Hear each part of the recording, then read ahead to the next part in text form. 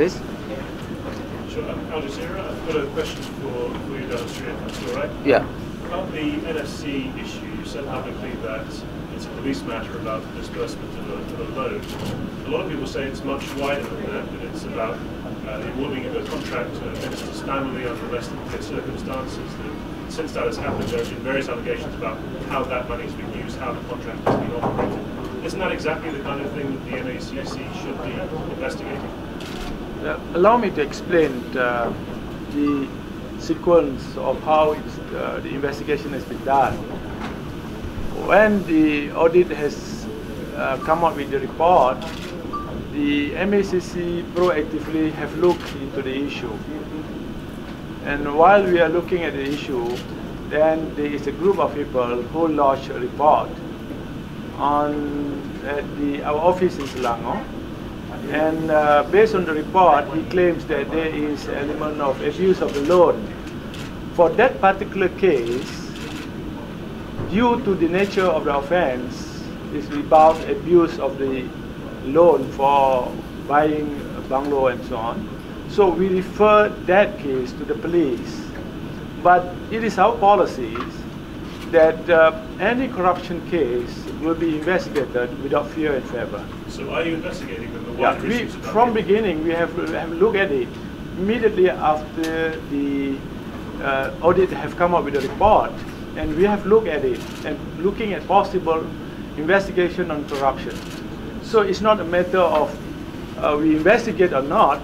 We used to investigate all high-profile cases on corruption, regardless who they are. And we are still holding that policy until today. So are you planning to investigate the NFC then? We are investigating. As I said, at the beginning, when the audit report came out with a report, we have started to look at it. Because the issue here, when the reporter asked us what happened to the report that made by a group of people in Selangor regarding an abuse of the loan for the purpose of buying the bungalow, what our answer was is that that particular case was a police case. This is not normal for MACC. Since our establishment in 1967, all non-corruption case will be referred to the police. And for the police, if there is a corruption case refer or report to them, they will refer it to us. For example, in 2010, about 260 cases were referred to the police by MACC. And until today, there are about 313 cases from MACC. We referred it to the police because it's not related to corruption case. And for the police, for 2010, it's about 95 cases were referred to MACC because the case are about corruption case. And until today, about 102 cases were referred by the police to MACC on corruption cases. So this is a normal things that have been done since our establishment until today. Setting aside the loan issue for a moment. Pardon, please. Setting aside the issue of the loan and how it was used with the bungalows. Look into the purview. You're saying now that there is an official MACC investigation into the wider way that this whole deal. We have started the investigation way back immediately after the audit report came out. And when can we expect to see your conclusions from that investigation? Let the law take its own course. We have to do the investigation properly. We have to look all angles. For example, day before yesterday, there was another report by the group saying that they involved other people. We have to look it.